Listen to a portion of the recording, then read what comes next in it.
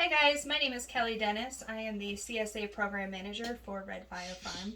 And today I wanted to invite you into my kitchen and give you a glimpse of what one of our Spring CSA shares look like. Now the spring season is made up of just 4 weeks. And our boxes for the spring definitely look a little different than they might in the summer. But as you can tell by this abundance of food, there's still so much going on here. So what I'm going to do today is I'm going to go and show you all of the foods, and I'm going to go from the most perishable to the least perishable. And so with that in mind, the first thing that I'm going to bring up are these absolutely gorgeous radishes.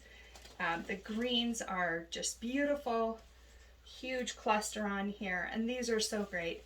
Now, one of the first things that you should do whenever you bring your CSA box home and you have a root vegetable that still has the greens attached, the very first thing that you want to do is cut these greens off. With the greens attached to the radishes, both of them will go bad very quickly. So the first thing we're going to do is I'm going to cut the greens away from my radishes. Okay, they don't run away. Now, radish greens are super high in vitamins. You can use them any way that you would use like a Swiss chard, and that really is what it tastes like. So you can saute it, you can use it in smoothies, you can use it in any way you'd like. Some radishes have almost a fuzziness to the leaves. The really great thing though is when you cook them, the fuzziness goes away. So the first thing I'm going to do is I'm going to put my radish greens into a bag. Now, in no way am I trying to sell you on these. These are called Debbie Meyer green bags, and they are made of a polymer of some sort that actually cuts down on the, I think it's called ethylene, gas that veggies put out, and it slows that down, and so they last way longer in the fridge. We actually heard about that from another farm that does CSAs. So that's the first thing I'm going to do. I'm going to put my greens in my fridge. I'm going to set them here for now. And all of my radishes, I'm just going to use a plain old Ziploc for these. Generally I use canning jars. I'm very big on canning jars, but I didn't have room here to have a whole bunch lined up. So all of my radishes in a Ziploc, and they're ready to go in the fridge. Next thing, today we got these gorgeous bundles, or it should be one bundle, of leaf lettuce. Now my bundles are small, which is why I ended up with 2 of them, but it is so tender and so beautiful. I cannot wait to make a salad with these. Now, once again, those green bags, and they come in all different sizes. I grabbed a big one for this, but I didn't really need that. And I'm going to go ahead and put these right away in these bags. Okay. And I'm going to set them here again for a trip to my fridge. Now, the other thing that we got was this huge bag of beautiful baby kale as our braising green this week. It's just absolutely gorgeous. So my plan is actually to make a soup with this kale this week. There is a copycat of an Olive Garden soup. It's called Zuppa Toscano, and I'm really looking forward to making that this week.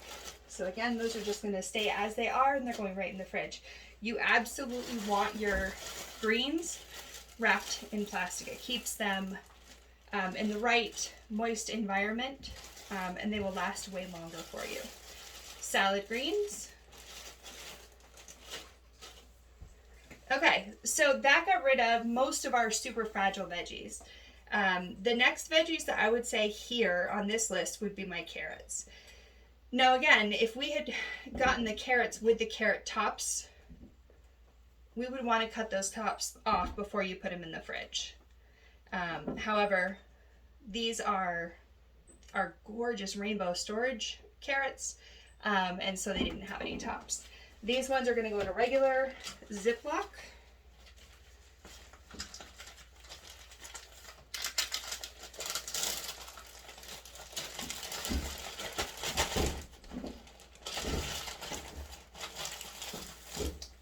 again, go right in the refrigerator. Okay, now we're getting down to it.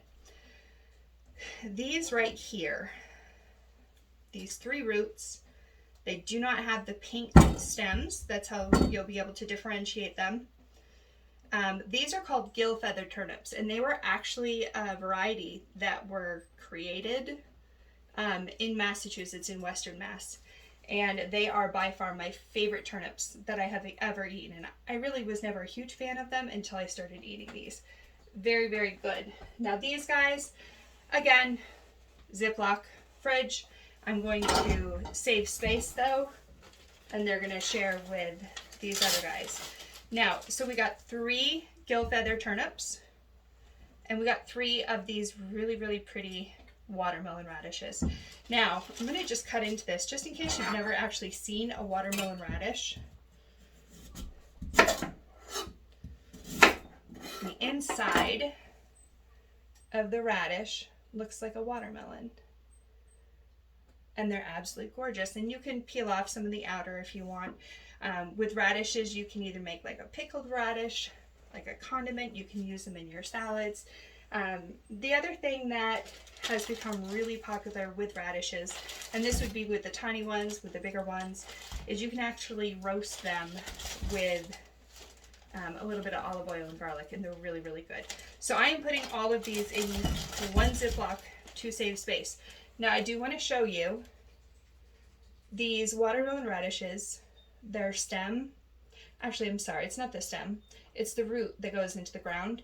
That has some red on it, whereas the turnips do not. So if you're wondering which is which before you cut into them, that's how you know.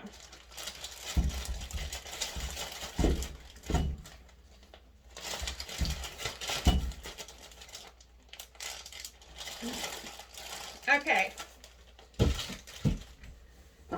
And now we have all of these potatoes. These are yellow potatoes. They are from our fall crop. They have wintered over so beautifully.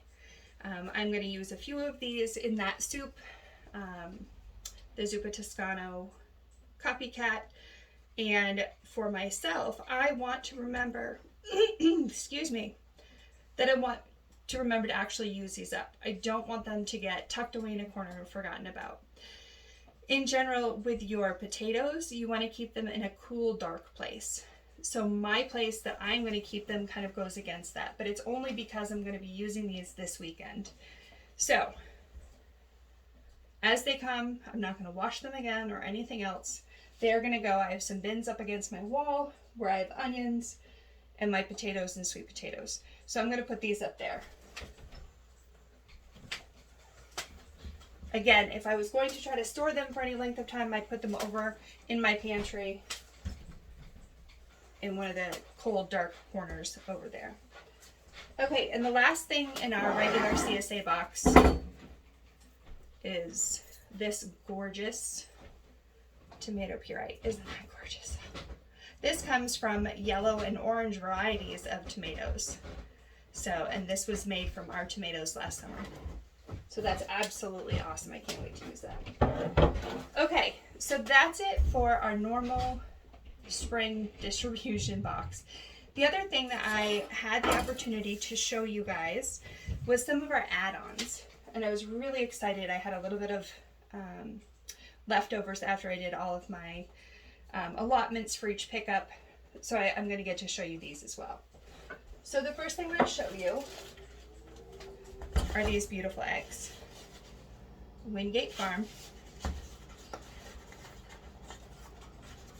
And they're just absolutely gorgeous. I'm going to do another video soon specifically on these eggs, but you can really tell a difference that they are raised on pasture and they are fed organic feed. And I'll talk about that a little bit more.